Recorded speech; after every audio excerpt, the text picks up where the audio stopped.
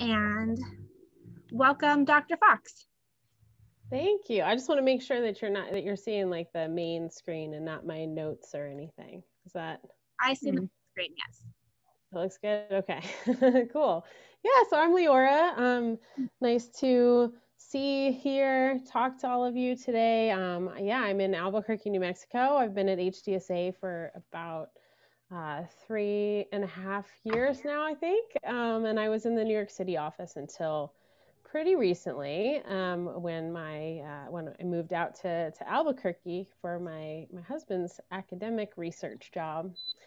Yeah, but my role, as Mindy mentioned, is the Assistant Director of Research and Patient Engagement. And really what that means is that I help to make sure that all of the ways that HDSA supports research are running smoothly. I help make sure that the scientists that we fund are feeling supported and making progress with their work. My job includes keeping up to date on sort of what's going on in clinical research, so I can help get that news out to the community in different ways, like through the HD News site, HD Buzz, through HDSA's weekly research blog, through our webinars, through our clinical trials matching service, HD Trial Finder, and through events like this one. So thank you very much for having me. And I hope that I can show you that despite the massive challenges of 2020 and really the past year, it's actually been an amazing year for HD research. So I'm going to focus on a broad view of clinical trial news. So what's in the pipeline today, what HD genetic treatments are being tested, as well as other drugs that focus on particular symptoms or other aspects of HD biology. I'll also touch on observational research like the Enroll HD study and how this is really helping to shape the kind of new hot topics in HD research that could become the HD drugs of the future. And the last thing I'll do is share some ways that you can stay up to date on HD research and get involved. Please don't worry about taking notes. I know this is being recorded, and I'm happy to share these slides. I'll be around for Q&A, and I really only have about 25 minutes of actual slides. I don't know that I can, like, that the chat is going to pop up for me exactly. If you want to type questions into the chat, and I can answer them at the end of the slides. Or if Mindy or somebody wants to kind of interrupt me and tell me that somebody is raising their hand or something, that's fine too. I'll keep an eye on it. Okay. So when we talk about Huntington's disease clinical trials and the HD drug pipeline, really what we mean by a pipeline is everything from drug discovery, so understanding the biology of HD, discovering what chemicals can alter that and how, testing these in cells and animals, all the way through the different stages of clinical trials in humans. And really, just so we're on the same page, I want to make sure that everybody's aware of what it really means when we say that a trial's in a certain phase. So a phase 1 study is usually the first step, and this is usually around 20 to 50 individuals, sometimes healthy, sometimes with symptoms of HD. And this kind of trial tests whether the drug is safe to give to humans. A phase 2 is a little larger. It's usually around 50 to 200 people, and it also tests safety and side effects and some other effects in the body, sometimes a little bit about effects on symptoms. But a phase 3 study is really the final step needed to approve a drug, and that's much larger. That's usually around 200 to 1,000 people. And this is where the key goal is really to see whether the drug can help with symptoms or slow down the changes that come with HD. And finally, the drug company then has to go with their results to government health agencies like the FDA in the US to get approval to produce the drug so it can be given to people. And now this is what the drug pipeline, the HD drug pipeline looks like right now. And this is not even a full picture of it, but it's a lot of them. So the companies and drugs are on the left. The stage that they're in is along the top. And again, this is a very busy slide. There are really even more companies and drugs that I could add here. But I really just wanted to use this to show you that there are truly dozens of companies working on HD right now. Many of them are running clinical trials or planning them in the next few years. And the largest area of focus right now is huntingtin lowering. And to understand these kinds of genetic treatments in development, we need to talk just a little bit about genetics and Huntington. So our genetic code is made up of nucleotides that we represent with the letters A, C, T, and G. We have tens of thousands of genes, and Huntington's disease is caused by this one gene that's called huntingtin. And everybody in the world has the huntingtin gene. And actually, everybody in the world has multiple repeats of the letters CAG in their huntingtin gene. The average is about 20. And most people have between about 20 and 26, and HD occurs when there are 40 or more CAG repeats. There's some variability there, so sometimes it's 35 or 36 or more. But in general, what we know is that HD is caused by too many CAG repeats in the huntingtin gene. So a lot of us learned in biology class in middle school or high school that DNA, or genetic code, is turned into an RNA message, which then becomes a protein. And proteins are the little machines that run everything in our cells. So we have this huntingtin DNA, this huntingtin RNA, which is kind of like a recipe to make huntingtin protein. So DNA, RNA, protein. And because a person usually inherits HD from just one parent, people with HD have one copy of the gene from mom and one from dad, and that means that they have some healthy huntingtin protein and some expanded huntingtin protein because of all of those CAG repeats in the gene. Sometimes this expanded huntingtin is known as mutant huntingtin. And what we know is that huntingtin is important during the development of the brain. For developing healthy neurons, it's got a lot of different functions in the brain and body. And when it becomes expanded because of too many CAG repeats, it kind of forms these protein clumps that can sort of gum up the works and ultimately makes brain cells sick. It harms them and makes them sick and die, which is what leads to the symptoms of HD. So the expanded huntingtin proteins causing cells to get sick. And the whole concept behind the genetic drugs, the huntingtin lowering drugs, is to try and get rid of some of this harmful protein by making less of it so the neurons don't get so sick. So if you kind of think about having an old family cookbook full of recipes and you decide that you want to make cupcakes, but there's a little mistake in the cupcake recipe that tells you to add a tablespoon instead of a teaspoon of baking soda, then you're going to use this recipe and your cupcakes are probably going to come out kind of weird. And of course, the solution is to make the solution is really to make sure that you don't use that bad recipe again. So you crumple it up, or you cross it out, or you correct it, or you do something to remind yourself that those cupcakes exploded in the oven and they didn't taste great. And so really, the vast majority of huntingtin lowering approaches are using this strategy. So doing something to interfere with that huntingtin RNA. So crumpling up that recipe that makes this harmful expanded protein. And again, people with HD have some healthy and some expanded huntingtin, and some researchers and companies are focusing on lowering all forms of huntingtin.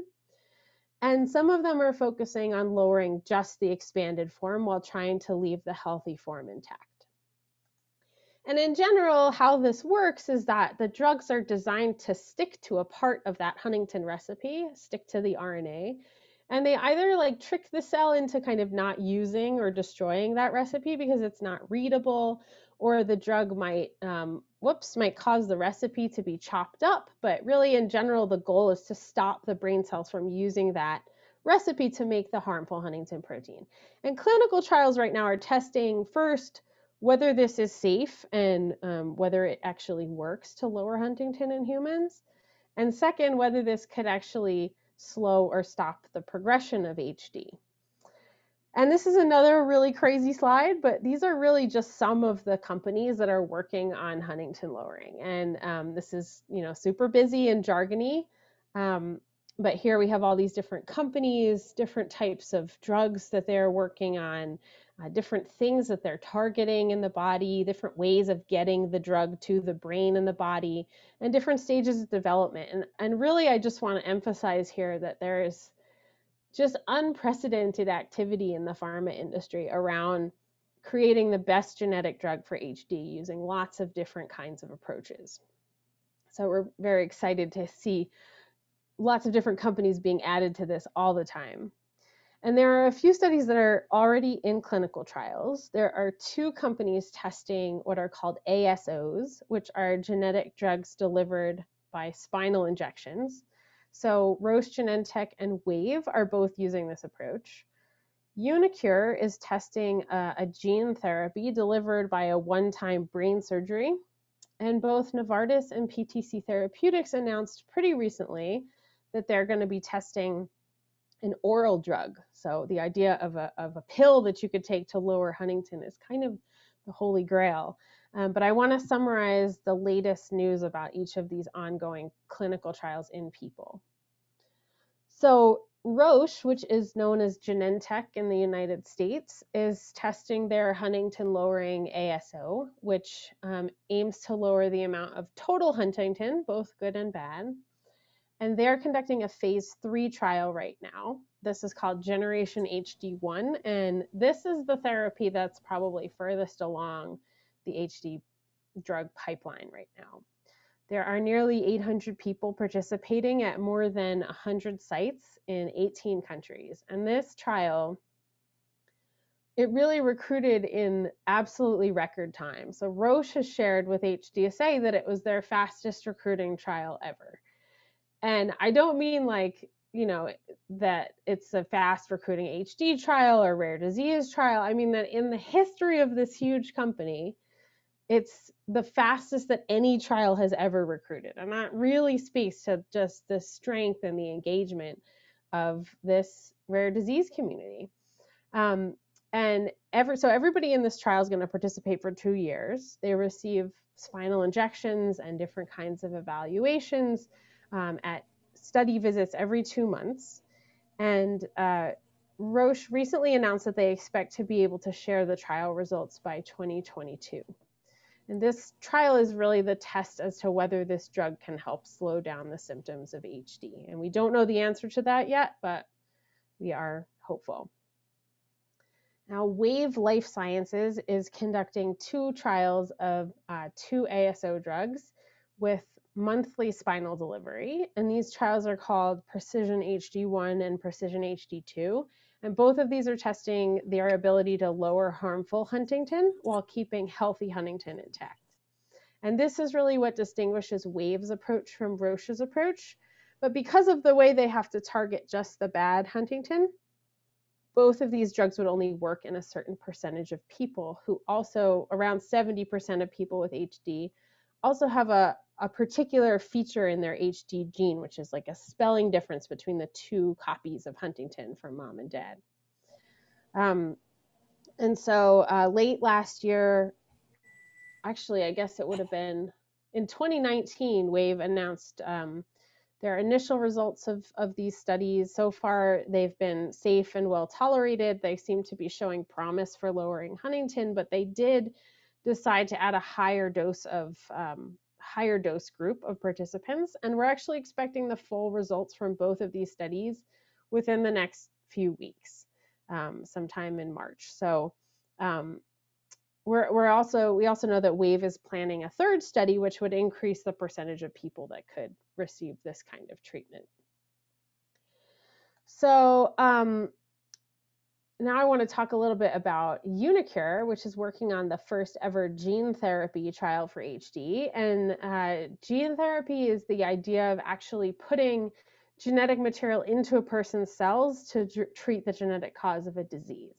So ASOs, like Wave and Roche are working on, need to be delivered regularly, but the uniQure approach is really a one-time treatment, and they use a virus to get it inside of brain cells. I know nobody wants to hear about a virus right now, but this is a harmless kind of virus called an AAV, and these are very good at getting inside of cells, and researchers can essentially fill this harmless virus with the right genetic material to get the brain cells to basically churn out a drug that can stick to and cover up the Huntingtin recipe, so it makes less protein presumably for a very long time, since this is a one-time surgery. This drug is called AMT-130.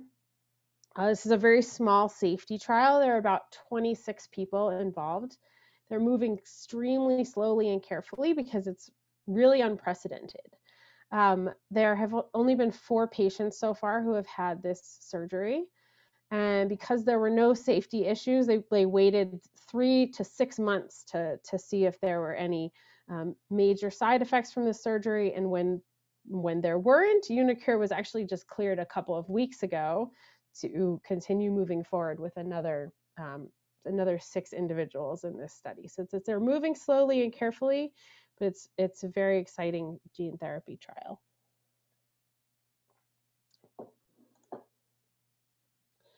So Novartis announced recently that they are planning a trial of a drug that has the potential to lower Huntingtin when taken by mouth. And this drug is called branaplam.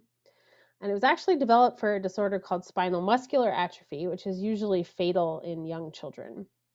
And this is actually a really amazing story. So in doing a big screen, like a test of lots of chemical compounds, they discovered that branaplam could also lower Huntingtin. And so they began testing it in HD cells grown in a dish and in HD mice, different models of HD. And eventually they were able to get consent to test samples from the children who were taking branaplam. And they found that their Huntingtin levels were also lower. So Novartis got orphan drug status to test this in adults with HD. They're testing it now for for safety in a small group of healthy adults. And they expect to launch a phase 2 trial for HD patients in the second half of 2021. I don't have any information yet about locations or eligibility or what this trial would look like, but the potential for an oral Huntingtin lowering drug is very exciting. And excuse me, and PTC Therapeutics is another company that also announced recently that they have begun a safety trial in healthy adults, and that data will hopefully be available soon, and we'll hopefully hear them moving on into a trial for Huntingtin lowering, oral Huntingtin lowering in HD patients. So Huntingtin lowering is not the only approach to researching treatments for HD, and there are lots of different companies developing drugs that focus on other aspects of HD biology or are designed to treat certain symptoms. So I'm going to briefly summarize the ones that are recruiting now, as well as kind of the most recent news about results and plans moving forward. So there's a company called Neurocrine that is now testing a new drug to treat chorea. This is called Connect HD, and the drug valbenazine is already approved for a movement disorder called tardive dyskinesia, where people experience involuntary movements of the face and limbs, and that can be kind of similar to the movements experienced by people with HD. So this study is recruiting adults with HD at about 50 sites in the US and Canada. This is listed on HD Trial Finder, and this is a 12-week trial.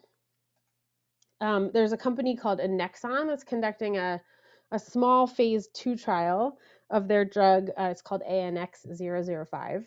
And this targets a part of the immune system that might be kind of overactive in the brain during HD. And the aim of the study is to try and preserve synapses, the connections between brain cells. So this is a small study, 25 people at just a few sites in the US who have either pre-symptomatic HD or early HD.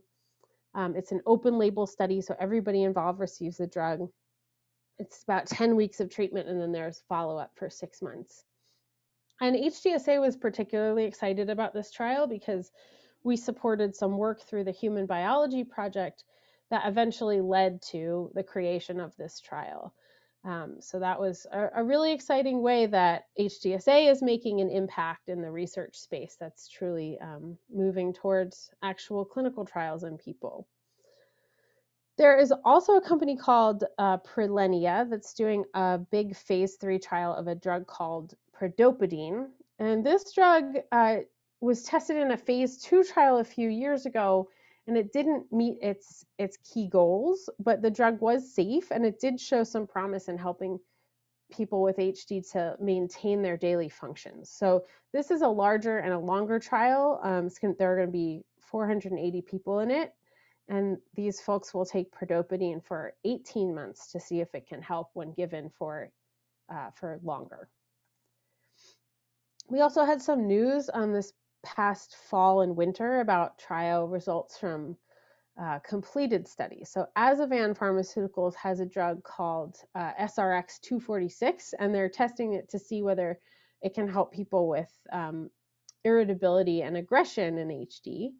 And in October, they announced that their phase 2 STARE trial was successful. So it was indeed safe, and it did start to help people. So now they're designing a larger study that's going to focus on people with HD who have certain kinds of aggressive outbursts.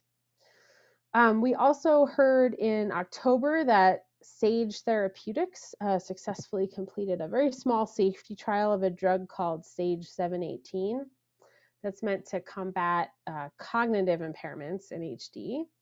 And Sage, we know, is also developing a larger trial. And unfortunately, Vasinex was conducting the signal trial of papinamab, and this did not have a significant benefit for people with HD. But we do know that the insights from that study are going to be applied to other groups of people, including Alzheimer's patients and folks with a rare form of cancer. So this is really kind of the main news that I have about nationwide drug studies. And I also want to talk briefly about a really important study that does not involve a drug, and that is Enroll-HD, which I imagine that a lot of you have heard of. But we always like to plug Enroll-HD. It's this huge worldwide observational study with 20,000 participants so far. Observational just means that there's no drug and it follows and watches people over time. So Enroll is open to anybody in an HD family, whether they're gene positive, gene negative, have not been tested, at risk, symptomatic or not. Don't need to know your gene status to participate. You can be a spouse or a child. It involves visiting a clinic just once a year for a couple of hours of exams and health questions and tests, giving a blood sample. There's support available for travel, and Enroll-HD is hugely important. It's hard to express how important Enroll has been over the past several years. It's created this amazing, robust data set that is a really big reason why there are so many companies working on HD today. It's allowing researchers to understand why certain people develop symptoms earlier or later than others and to design drugs to combat this. It's identifying ways to track HD in the brain before symptoms occur, so one day we can prepare for trials to prevent HD. And a lot of the hot topics in HD research, the stuff that scientists are excited about, a lot of these arise from studying people through observational studies like Enroll and then following up on what they learn. And I wanted to briefly mention some of these topics. I wanted to focus on clinical stuff today, but if people have heard of these things and have questions about this or anything else, we can certainly chat more about them. So as I mentioned, there's interest in understanding why age of onset is so variable. And one important thing that's been recently discovered is that CAG repeats in some cells can actually get longer and longer over time. And it's believed that this can cause symptoms to arrive earlier. So there are research groups figuring out why this happens. There's even a company called Triplet Therapeutics that's designing a drug to try and shrink CAGs and stop the expansion. Triplet recently finished recruiting an observational trial to better understand this phenomenon in humans. There are also, and this second example here is there are also researchers working on correcting the HD mutation itself. So instead of focusing on that RNA, that recipe, to go into the DNA, into the cookbook itself, if you will, and correct it once and for all. So you may have heard of things like CRISPR. There are some forms of CRISPR technology that are focused on this, others called zinc finger nucleases. And these are not really things that are kind of ready for trials in humans, but it's a really important area of research and the technology is improving constantly. There's also a really interesting area of HD research that focuses on adult stem cells, where scientists can actually take a skin sample from an adult with HD and use different chemicals to turn these cells into stem cells that can basically become any cell of the body. So they can basically grow, human brain cells in a dish to study HD. And this has fewer technical and ethical issues than are posed by using embryos, for example. So I'm happy to answer questions about any clinical trial info and any of those topics I mentioned. But I also wanted to just leave you with some ways to get involved if you wish and to stay up to date on HD research. First, I have to plug HD Trial Finder. That's at hdtrialfinder.org. And this is HDSA's clinical trials matching service. It's a website and a call center. It's staffed by trained navigators. We list currently recruiting HD trials in the United States and Canada. You can just browse the trials and just get some information about them. Or if you enter some basic medical information about yourself or someone you love, you can figure out what trials you might match to and get specific contact info for those trials. And in addition to all the big drug trials that I mentioned are recruiting, HD Trial Finder also lists lots of different local and observational studies.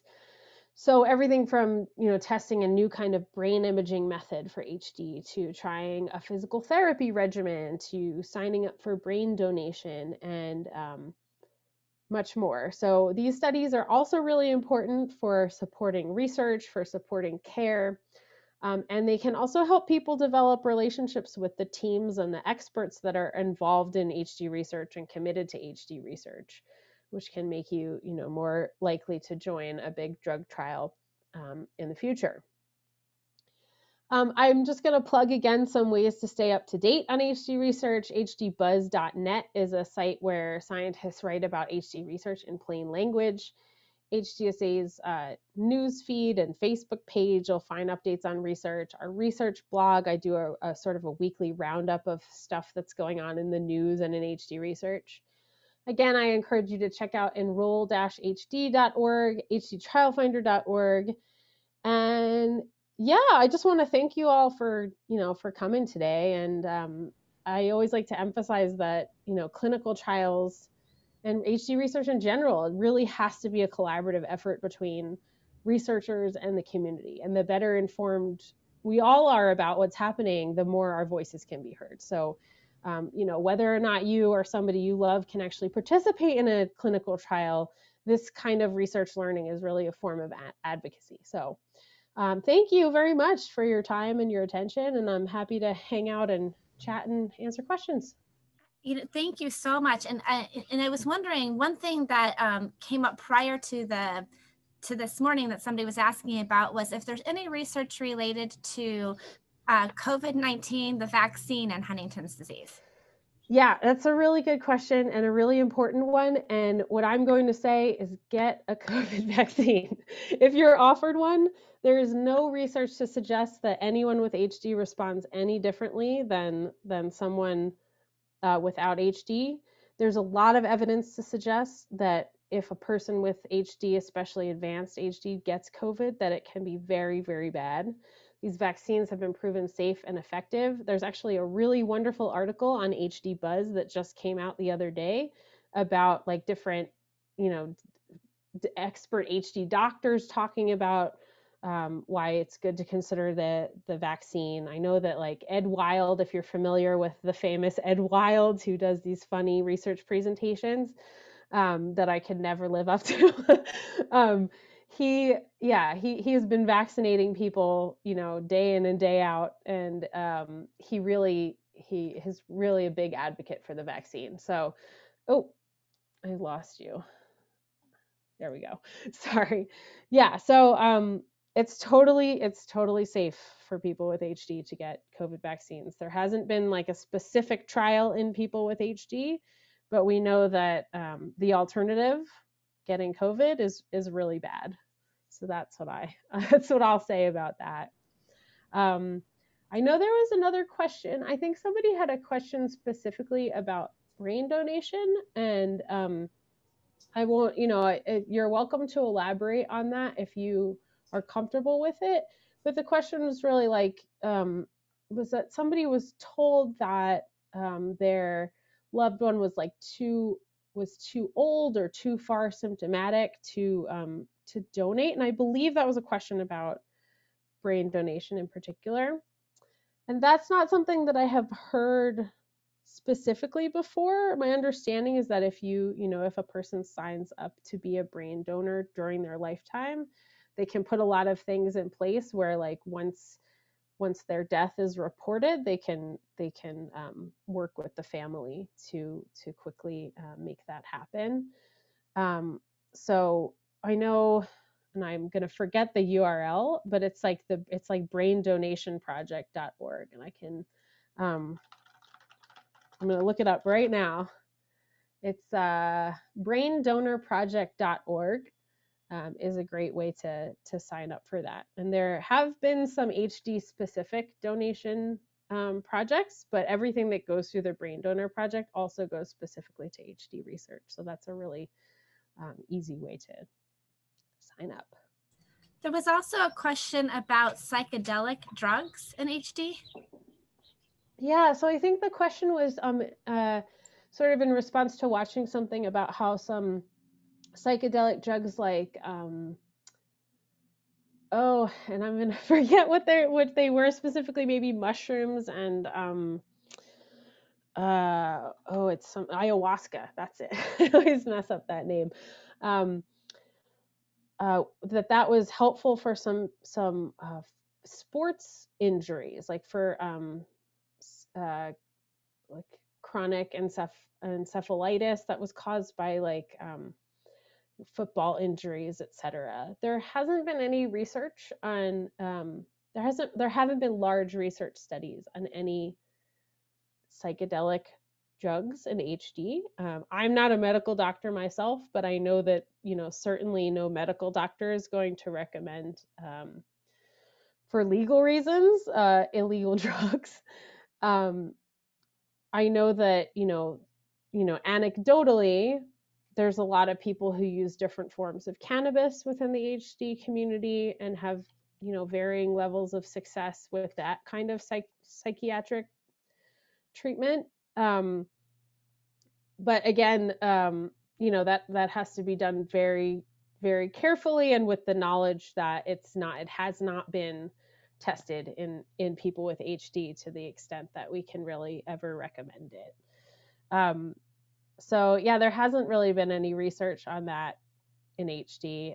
There are always, the wonderful anecdotes and the terrible anecdotes, and so I think that of course is a measured risk that each person needs to kind of think about for themselves. But yeah, there's nothing to suggest right now that taking something like ayahuasca would be good for HD symptoms. And then I actually have a question.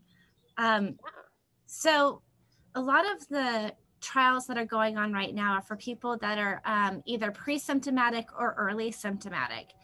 And so my brother, Tim, who was supposed to be on this Zoom this morning, but I see isn't, he's pretty far advanced at this point. He has intense movements and he's not really eligible to participate in any of these trials. And so he asked a question at one of our education days about current damage that's been done. Oh, there he is. Hi, Tim.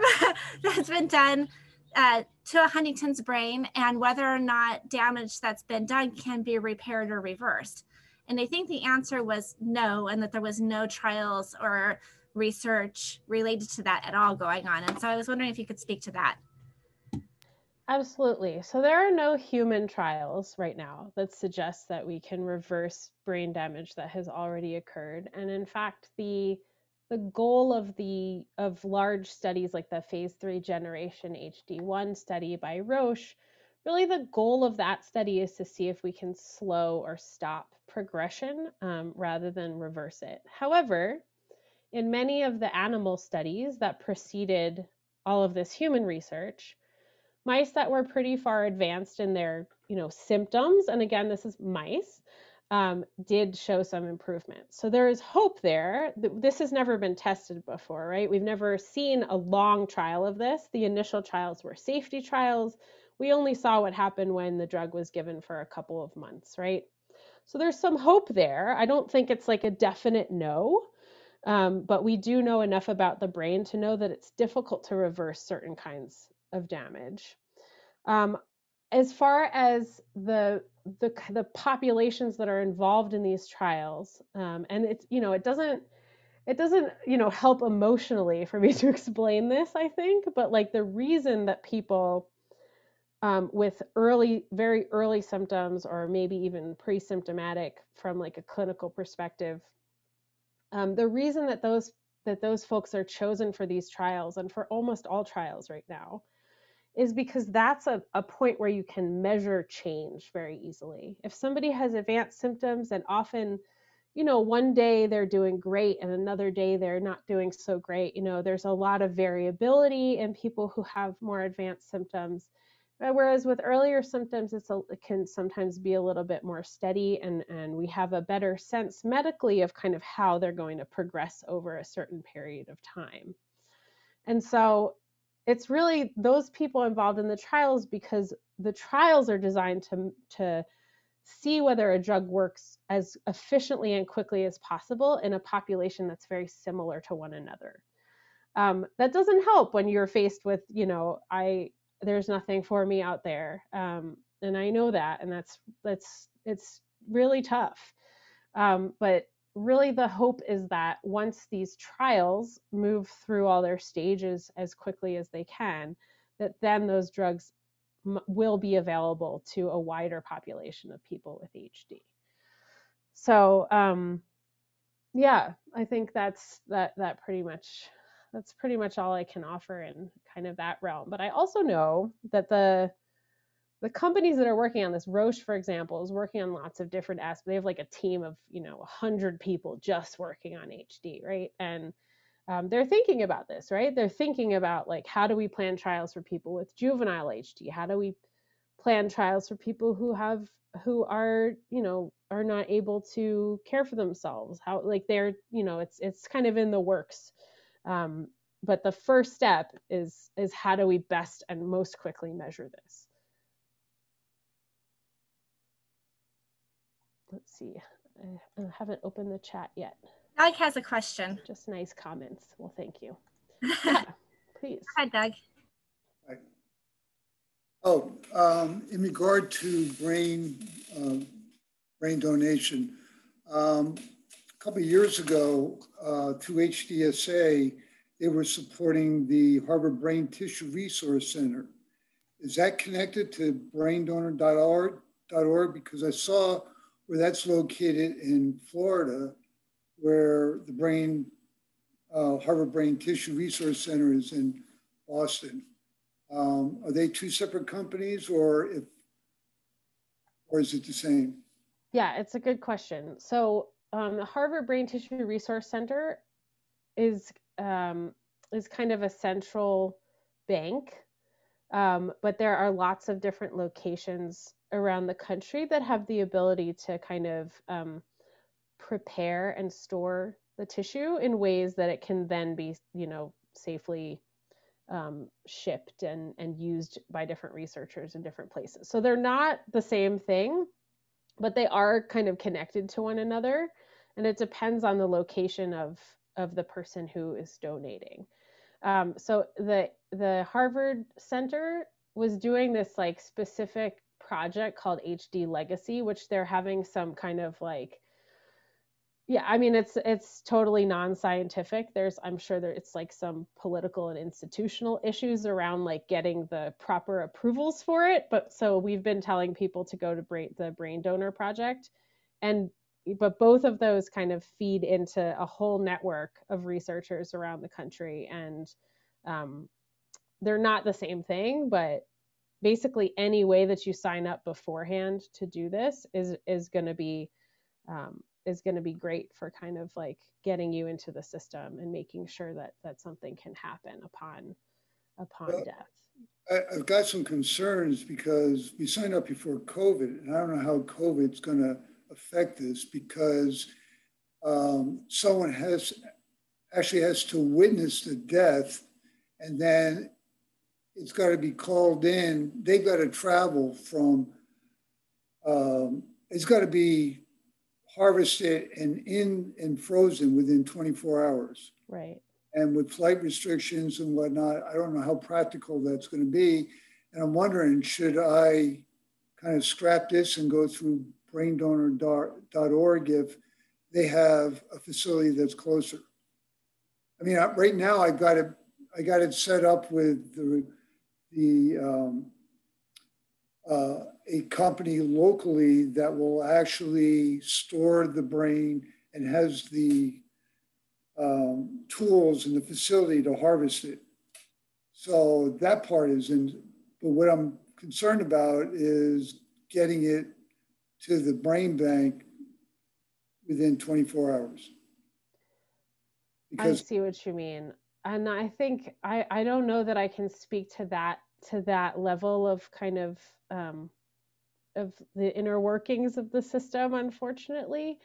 But if you're signed up with the Harvard Brain Bank, you might be able to contact them and ask them about what's going on during COVID. I know that in the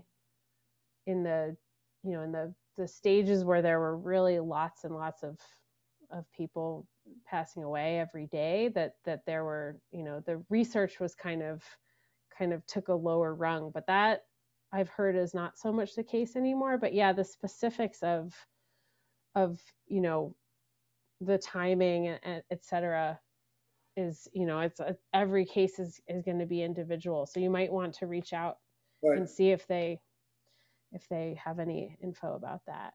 Okay.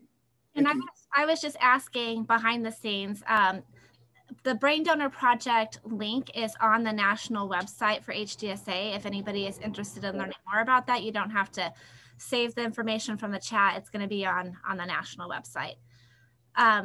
If anybody else has any sort of questions, feel free to unmute yourself and ask them. Yeah, or if you're more comfortable typing them into the chat, that's fine. I'm happy to keep it anonymous too if you want to. And Dr. Fox is here with us, so ask your questions. Yeah, and I mean, if you're more comfortable also, following up via email, I'm lfox@hdsa.org. I can put that in the chat.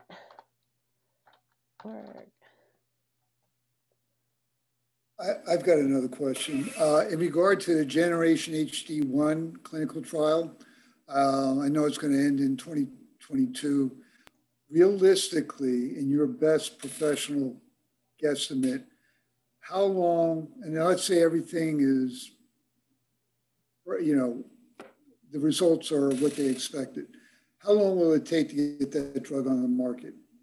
That's a really tough question, and I wish I could give you a best professional estimate. It can be a little bit dangerous for us to give best professional estimates, because I think a lot of the time, there have been years and years where doctors and researchers have said, 6 months from now, we're going to have the cure, we're going to have this and that. And so, we know that because of the kind of orphan drug status that a lot of these companies have for studying HD, that a lot of those approval processes are more likely to happen within, weeks versus months, or months versus years. But if I were to say something like 4 months or 6 months or 2 weeks, I really don't know, because it completely depends on what is going on within the FDA at that time, how the company prepares. And so the companies won't say what that looks like. The government won't say what that looks like. And unfortunately, I don't know. Best professional estimate, I would probably have to say several months, but I don't want that to be wrong. I understand what you're saying, but it provides hope for a lot of families. Of course, yeah. And hope's everything.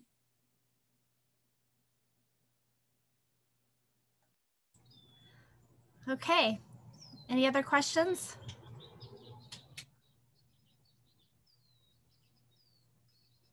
Anita says, hope is everything, Doug. And that is absolutely true. Hope is everything. Okay, well, if there are no other questions, I just want to say thank you to Dr. Fox for being here this morning with us and providing such great information. It's really great when you can have a scientist come and explain everything that's happening, but in a way that those of us that are not scientists can understand it. So I really appreciate you doing that for us today. Absolutely. I'm happy to be here. And also, like, yeah, if you have more questions, follow up with me. If you have feedback, if you're like, I didn't understand any of this, like, I want to know that too, right? Because I talk to folks all the time. So yeah, thanks for having me. You're welcome. And for those of you who are on this Zoom now and you have follow-up questions and you didn't get Dr. Fox's email, my email is on our chapter website, so you can always email me and I can put you guys in contact with each other. I can send you the slides too if folks are interested. Yes, and I can get those out to individuals as well. We were going to have a second presentation today, but the woman that was going to be here to do the chair yoga couldn't make it. So we don't have that for you and I have to apologize. But it's definitely worthwhile to come here and hear about the research updates for sure. So I just want to say thank you to everybody for coming, for giving us some of your time this morning. And please feel free to follow up with me or anybody on the board with any other questions or any sort of suggestions for future education days. So thank you. Thank you. Thank you, Mindy. Yep. Thank you, Dr. Fox. Thank you, everyone. Have a beautiful weekend. Yep. Thank you all. Bye. Bye.